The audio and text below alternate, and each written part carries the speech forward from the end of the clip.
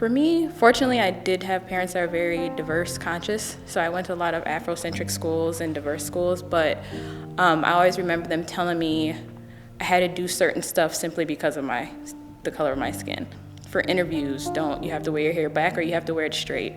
You can't speak in an improper manner or you won't be taken seriously. I remember my stepmom saying you can't wear multiple rings on different fingers. Just stuff like that, just because it was amplified because of the color of my skin. And I would not be taken seriously, because of those things. It was kind of like, why? Why can't I express myself the way that I would like to? Everybody else has the ability to, why is there no other reason other than the color of my skin? If I'm just as educated or just as smart as everybody else, why can't I do things that just make, why can't I wear my hair curly? Why can't I speak in slang or, improper English every once in a while, as long as I know how to speak the proper language? They couldn't really give me an answer other than, the color of your skin, and you're already at a disadvantage.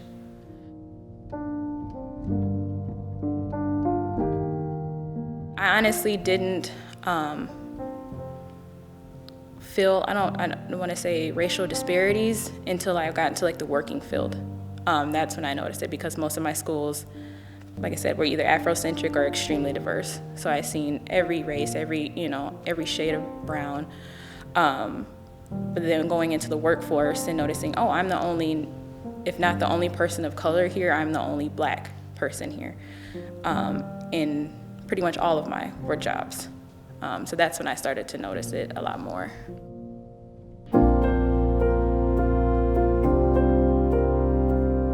I think it was kind of putting in perspective what my parents had already installed in me. Even though I was in these very diverse environments, they had made me aware of it. So therefore, once I got into the environments, it was kind of like, this is what they were referring to. This is what they mean.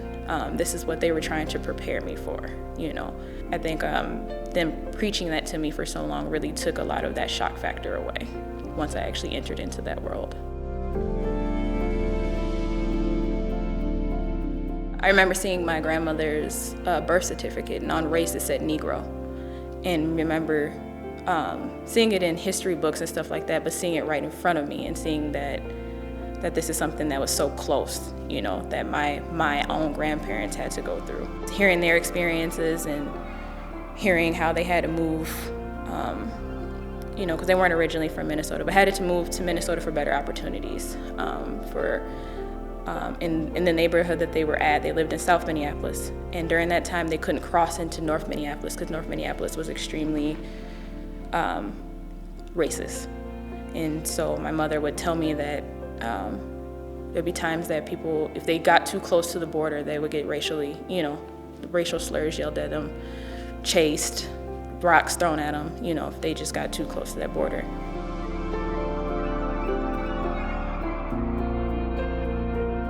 Same thing for my grandparents, hearing the things that they had to go through. My grandmother's mother passed away when she was very young.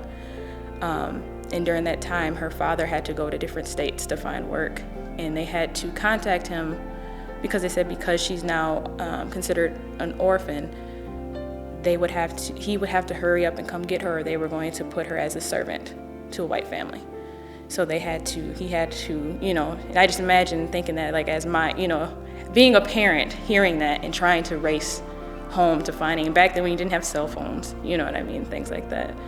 So trying to race home to your child, and luckily he did, but that was, they were like, yep, she's going to go work for a white family if you don't get up here in time.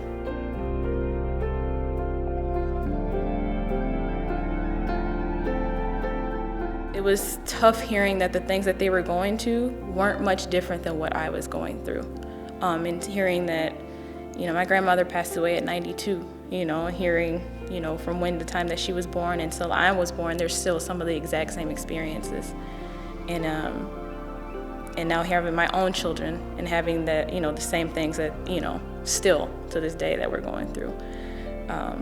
So that, I think that was kind of a wow moment.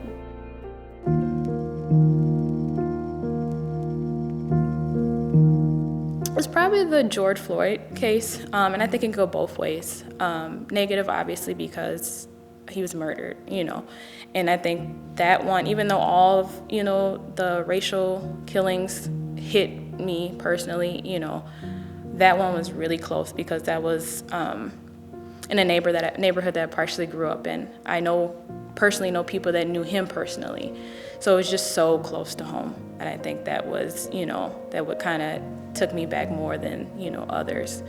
But on a positive note, seeing the impact that had. And it's unfortunate that had to happen for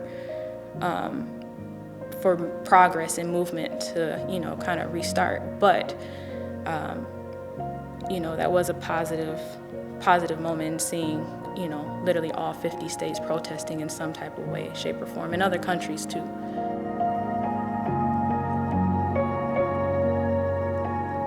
There's a lot of people here that I think are very conscious, racially conscious, and that helps a lot.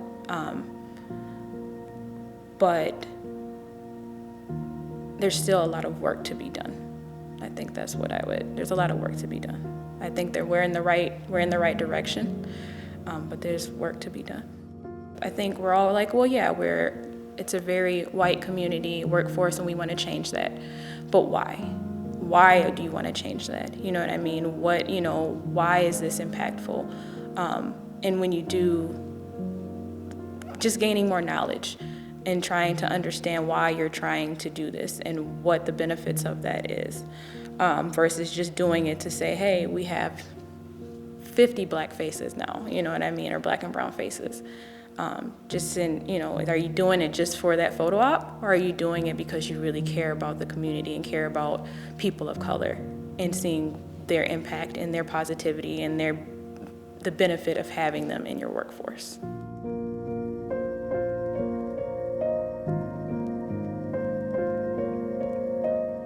Honestly, obviously Martin Luther King, Malcolm X, Black Panthers, they're all very inspirational. Huey Newton. But for me, it's mostly my children and wanting to change the environment that they grow up in. Wanting to have less conversations about race with them. Wanting it to be less impactful in their life. Not telling them you have to change your individuality because of your skin color. And that you possibly be treated differently because of your skin color. Having less of those conversations, I think that's what it is. That's what motivates me. That's what wants me to keep fighting so that, they don't have to deal with the same things that my grandparents and parents and myself all had to deal with. Just making progress.